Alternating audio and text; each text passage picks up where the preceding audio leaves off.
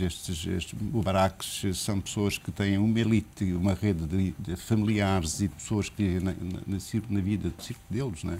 Que acabam por, no fundo, enriquecer e essa riqueza desses países produtores de petróleo acaba por não se repartir, não se distribuir para a população toda. Portanto, acaba por, no fundo, ficar nas mãos de poucos. E então isso é uma coisa que é insustentável e que as pessoas não aceitam. Quando as pessoas são mais cultas, mais instruídas, não aceitam isso. E, portanto, levará a longo prazo a uma melhoria dessas sociedades. Esses países viverão melhor, as populações desses países viverão certamente melhor, porque tem uma maior distribuição da riqueza, não tenho dúvidas sobre isso. Não. Dizia-me que não esperava que isto se alastrasse. No fundo, se chegar à Argélia, alguns analistas estimam que o barril chega aos 220 Bom, a Argélia é diferente, vamos lá ver, porque a Argélia já houve, como sabe, que há uns anos, eleições, até de resto a Irmandade Muçulmana ganhou as eleições e depois não deixaram assumir o poder porque era perigoso. Porque aqui há o risco das questões de poder religioso. Não é? Há aqui o risco do fundamentalismo islâmico aproveitar este movimento, que, a meu ver, não tem nada a ver com o movimento muçulmano, mas poderá ser aproveitado por tentativa de poder pela religião, como aconteceu no caso concreto daqui há muitos anos, no Irão, por outras razões. Enfim, por as mesmas razões. Quando o Shah cai, é tomado o poder pela religião, pelo poder muçulmano. Há esse risco, não é? Eu espero que não. Ora bem, na Argélia houve essa tentativa, não aconteceu. Hoje a Argélia tem um regime, com eleições, mas é uma democracia autoritária, uma democracia que ainda tem mecanismos, digamos, de controle autoritário. A Argélia é talvez daqueles países do Maghreb o mais delicado, porque Marrocos já fez uma certa adaptação ao mundo moderno. O próprio rei, hoje rei, na altura príncipe, que eu conheci há muitos anos, adaptou, foi suficientemente inteligente para ir já adaptando a sociedade marroquina às novas regras, digamos, da sociedade moderna. A Argélia não o conseguiu fazer porque ainda está muito sob o regime de um controle feito na altura pós-eleições para evitar que a Irmandade Muçulmana controlasse o país. Portanto, mas eu também acho que a Argélia e acho que o Maghreb vai ser um bocadinho influenciado por isto. Não provavelmente já, mas isto vai irradiar um bocadinho com mancha de óleo. Concordo aqui com as palavras que de facto chegará à Argélia, mas não para já. Concordo totalmente e reforço e posso reforçar que esta situação a manter-se, se mantiver esta situação, portanto é desejável, portanto, dentro da perspectiva da recuperação da economia mundial, todos os países, os Estados Unidos, devem estar preocupados com a situação que se passa nesses países. E também os emergentes. Os emergentes. A China, por exemplo, suspendeu a exploração já na Líbia dos seus poços. Portanto, já suspendeu. Os espanhóis, portanto, através da Repsol, também têm poços lá, suspenderam também a produção. É evidente que esta situação, até para os próprios países, para a própria Líbia, até para o próprio Egito, até para a Tunísia, mas no caso concreto que estamos a tratar hoje, portanto, mais a Líbia também não tem interesse que isso se mantenha ad eterno, não é? Porque a manter-se isto significa o quê? Significa que eles vivem das receitas do petróleo e, portanto, eles ao serem produtores e exportadores, a receita que têm do petróleo são as suas receitas para pagar as suas despesas. Ora, se isto se mantiver, não têm receitas, deixam de ter receitas, não produzem e não vendem, não é? Ora, isto em termos de Líbia. Mas, por outro lado, esta situação, se mantivesse, portanto, durante um período longo, e se fosse alastrada à Arábia Saudita e aos outros países, nós olhamos para trás e íamos voltar aos anos 70, a primeira crise do petróleo em 73. O que aconteceu? O aumento dos preços, a seguir ao aumento dos preços, houve uma maior exigência de aumentos de salários mais inflação, portanto, criou-se uma situação de tal forma que a economia entrou numa crise, portanto, nessa altura. Não é? E agora? Podemos entrar noutra crise, a reforma está de facto se se mantiver esta situação, portanto, esta crise em termos da produção do petróleo e se alastrar a outros países, podemos estar a correr o risco de repetir o cenário que vivemos em 1973. E até agora ainda não temos consequências efetivas desta subida, portanto, só se de facto esta situação se prolongar é que poderemos verificar esse perigo de não retoma, ou agora já temos de facto consequências? A ver, a economia mundial, portanto, e a europeia tem procurado fazer um crescimento sustentado, controlado através da inflação, que é controlar a inflação. Ora, neste momento, e quando as situações disto acontecem como esta, em que há o aumento do preço do petróleo, e o preço do petróleo entrando à cabeça, portanto, como produto que serve para a transformação das matérias-primas, vai encarecer, portanto, as matérias-primas, vai encarecer os transportes, é óbvio que terá a tendência para aumentar os preços. Ora, as empresas, como agentes económicos que são, à partida, estão logo a pensar que se isto acontecer, os preços vão ter que aumentar, não é? Eu penso que estamos, portanto, ao fim e ao cabo, com um mês neste cenário, mas que as empresas já estão a começar a ter consciência disso, porque repara o que é que se passa, por exemplo, a nível do setor dos transportes. Já se nota que estão a pagar muito mais no preço da gasolina e do gasóleo, não é, para os transportes.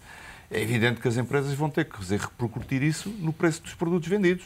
Não é? Será inevitável os transportes ficarem mais caros? Tem que ficar mais caros e, portanto, os produtos vão ter que aumentar, não é? Portanto, ora, se isso acontecer, vamos entrar naquela situação que não é desejável, não é? Que é entrar numa espiral inflacionista que pode ter essa tendência, não é? O BCE Rio, nesta semana, algo que tudo indica, não deverá alterar a taxa de juros. Deverá fazê-lo só em outubro ou devia fazê-lo já? A ver, o BCE tem procurado manter as taxas de juros baixas, até por uma questão de controle da inflação, não é?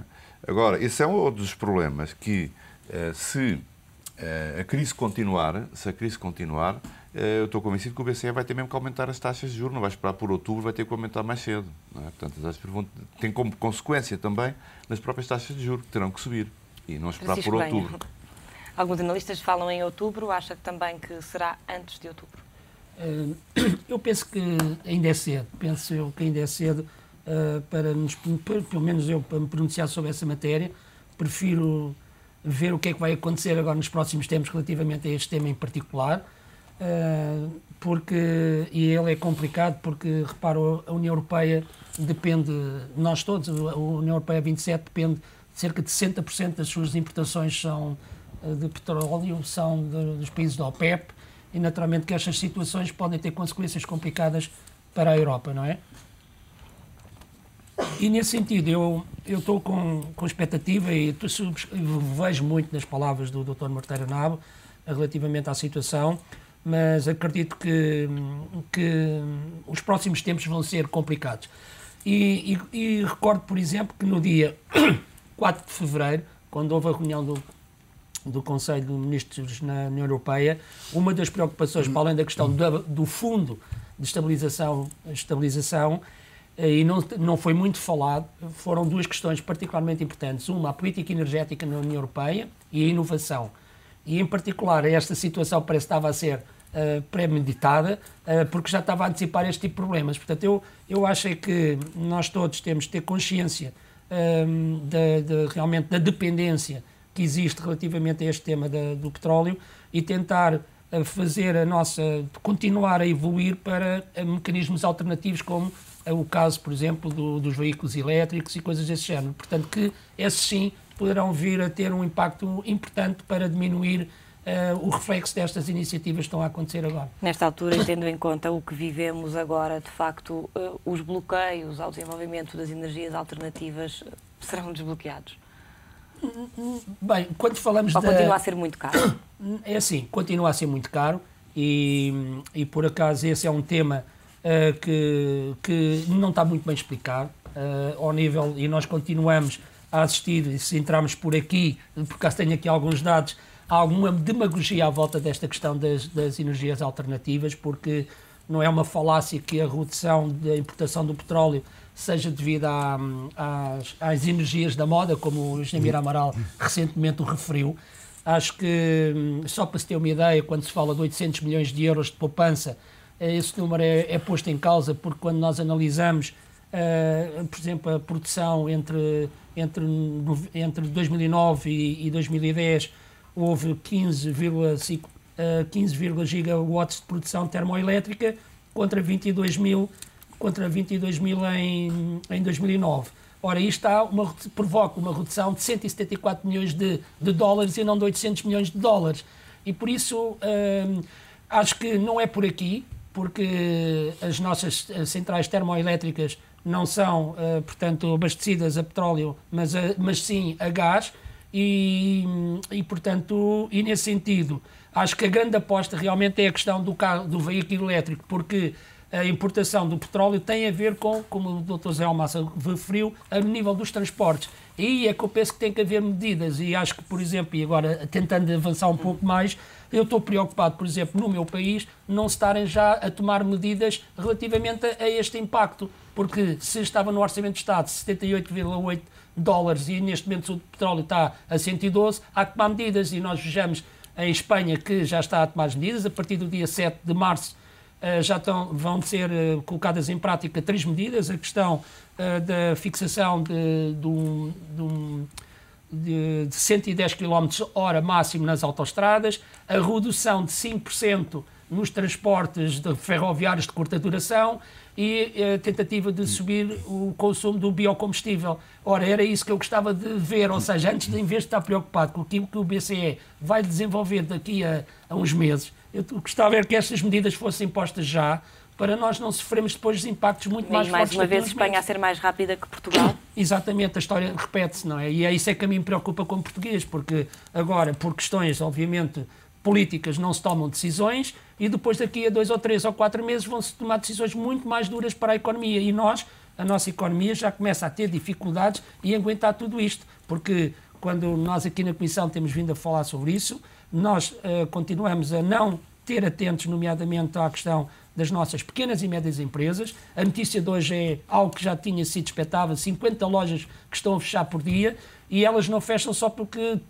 que é uma questão de não terem capacidade, não, elas fecham muitas vezes porque não há mecanismos do ponto de vista financeiro, de tesouraria, por exemplo, que consigam permitir fazer face a estes tempos mais conturbados, nomeadamente em concessão de crédito. Continuaremos a falar do impacto da subida do petróleo em Portugal depois de um curto intervalo. Fazemos agora uma curta pausa na Comissão Executiva. Voltamos já a seguir. Volte connosco.